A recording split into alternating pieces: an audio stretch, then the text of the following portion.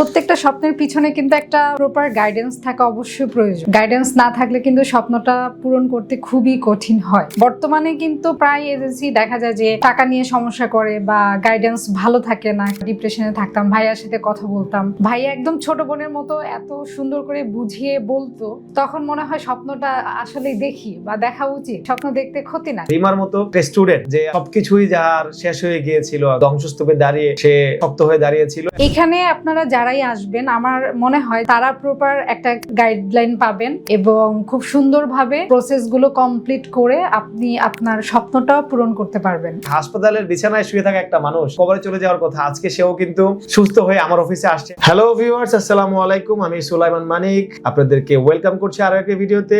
আজকে আমাদের আরো একটি সাকসেস স্টোরি শোনাবো এবং আজকের সাকসেস স্টোরিটি অন্য যে কোনো সাকসেস স্টোরি থেকে বা অন্য যে কোনো গল্প থেকে একটু আলাদা, একটু ব্যতিক্রম। কেন সেটা আমরা একটু পরেই জানবো, কারণ আমাদের পাশে আজকে আরেকজন লাকিয়েস্ট স্টুডেন্ট, ফিমেল স্টুডেন্ট, যে আমার অত্যন্ত স্নেহের রেবেকা সুলতাহা, ও বসে আছে এবং ওর সাকসেস স্টোরি আমরা নিজেরা শুনবো, আপনাদের সাথে শেয়ার করব। তো ওর কেন ব্যতিক্রম সেটা বলার আগে ওর সাথে পরিচিত হই এবং আমরা ওর ব্যতিক্রমী গল্পটি শোনার দিকে যাই। সো প্রথমে ওয়েলকাম করি রেবেকাকে। রেবেকা, কেমন আছো আপু? জি ভাইয়া, ভালো আছি, আশা করি আপনিও ভালো আছেন। আলহামদুলিল্লাহ। সো দর্শক, আমি এখন রিমার কাছে জিজ্ঞেস করি, তুমি তোমার যে লাইফের যে স্ট্রাগল গুলো হলো, লম্বা গল্প, অনেকে হয়তো শুনবে, অনেকে হয়তো শুনবে না, বাট তুমি যদি তোমার আমি একেবারে নাটশেল যদি জিজ্ঞেস করি বা বলি, তোমার ধ্বংসস্তূপ থেকে তুমি উঠে দাঁড়াইছো, লক্ষ্য স্থির রাখছো। সো তুমি একটা মেয়ে মানুষ। আমাদের সমাজে কিন্তু আমরা মেয়েদেরকে একটু ভিন্ন শ্রেণীতে রাখি বা দুর্বল মনে করি। সো তুমি একটা মেয়ে মানুষ হিসাবে এত কষ্ট করে যে সোজা দাঁড়ায় থাকতে পারছো এবং তারপরে তোমার লক্ষ্য অভিষ্ট রেখে তুমি আজকে সাকসেসফুল হলে, তোমার যারা দেখছে ভিউয়ার্স, বিশেষ করে ফিমেল স্টুডেন্টস বা যারাই দেখছেন, তাদের প্রতি তোমার একটা মেসেজ যদি থাকে একটু বলো প্লিজ। জি অবশ্যই। আমি প্রথমেই বলেছিলাম ভিডিওর প্রথমেই যে আমার জার্নিটা কিন্তু 2022 এর শেষের দিকে শুরু হয়, তো এখন 2026, তো ইটস আ লং টাইম। তো আমরা অনেকেই থাকি বা অনেক মেয়ে আছি যে আসলে একটা কাজের পেছনে লেগে থাকাটা, এটা মেয়ে মানুষদের জন্য খুবই কঠিন, খুবই কঠিন। সেটা ফ্যামিলিতে থেকে হোক বা হাজবেন্ডের বাড়িতে থেকে হোক, যেখানেই থাকি সব জায়গাতেই খুবই কঠিন। তো প্রত্যেকটা মেয়েকে আমি একটা কথাই বলবো যে আপনার যদি বা আপনাদের যদি একটা লক্ষ্য থেকে থাকে, প্রত্যেকটা মেয়েরই একটা লক্ষ্য থাকা উচিত বলে আমি মনে করি। যদি সেটা থেকে থাকে এবং আপনারা সেটার উপরে ফোকাস দিয়ে থাকেন, তাহলে অবশ্যই অবশ্যই ধৈর্য সহকারে সেটার পিছনে লেগে থাকবেন। লেগে থাকলে সাকসেস আসবেই, আসবেই ইনশাল্লাহ। এবং সেটা নিয়ত, ভালো নিয়তে রাখবেন এবং ভালো একটা গাইডেন্সেরও প্রয়োজন পড়ে। হ্যাঁ, সেই ভালো গাইডেন্সের জন্য SM গ্লোবাল বেস্ট আমি বলবো।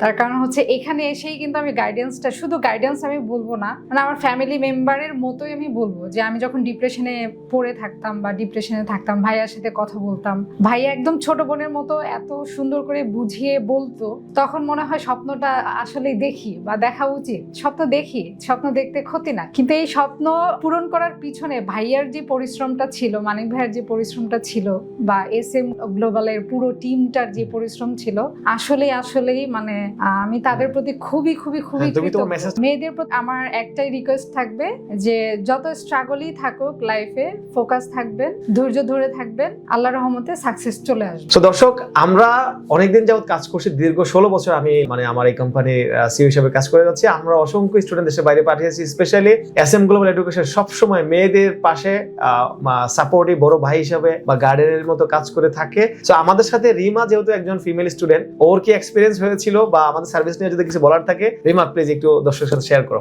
জি অবশ্যই। প্রত্যেকটা স্বপ্নের পিছনে কিন্তু একটা প্রপার গাইডেন্স থাকা অবশ্যই প্রয়োজন। গাইডেন্স না থাকলে কিন্তু স্বপ্নটা পূরণ করতে খুবই কঠিন হয় এবং এই মিসগাইডেড হয়ে যাওয়ার চান্সেস থাকে। রাইট। তো এই স্বপ্নটা পূরণ করার জন্য আমার কাছে মনে হয় SM গ্লোবাল বেস্ট। তার কারণ হচ্ছে তাদের গাইডেন্স, প্রত্যেকটা স্টেপ বাই প্রসেস যে ছিল এত সুন্দর, এত বিশ্বস্ততার সাথে। কারণ বর্তমানে কিন্তু প্রত্যেকটা যদি এজেন্সি বলি, প্রায় এজেন্সি দেখা যায় যে টাকা নিয়ে সমস্যা করে বা গাইডেন্স ভালো থাকে না, কি করবে কি করবে না, কোনো কিছুই ইনফরমেশনের ঘাটতি থাকে, কোনো কিছুই ঠিকঠাক থাকে না। বাট এখানে আপনারা যারাই আসবেন, আমার মনে হয় যারাই আসবেন তারা প্রপার একটা গাইডলাইন পাবেন এবং খুব সুন্দরভাবে প্রসেসগুলো কমপ্লিট করে আপনি আপনার স্বপ্নটাও পূরণ করতে পারবেন এবং যেই দেশেই যান বা যেই স্বপ্নের দেশেই পাড়ি জমান সেই স্বপ্নটা আপনাদের পূরণ হবে। থ্যাংক ইউ রিমা, তোমার সুন্দর রিকমেন্ডেশনের জন্য। আমাদের দর্শক যারা দেখছে তারা নিশ্চয়ই তোমার গল্প থেকে আজকে অনুপ্রাণিত হবে। আমি বারবার আজকের এই গল্প থেকে বলছিলাম যে রিমার মতো একটা স্টুডেন্ট যে আসলে সবকিছুই যার শেষ হয়ে গিয়েছিল,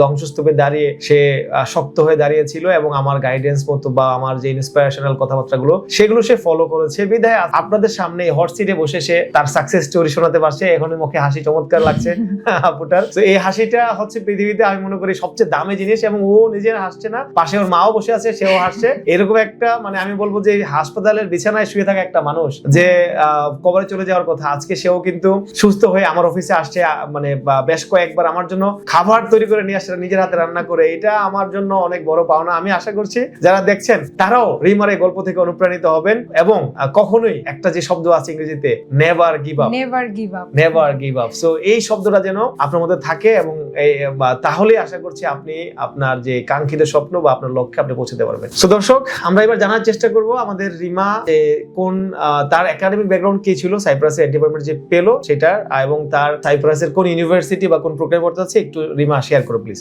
জি, আমি হচ্ছে নেপলস ইউনিভার্সিটিতে মাস্টার্সে এমবিএ ইন ট্যুরিজম ম্যানেজমেন্টে পড়তে চাচ্ছি।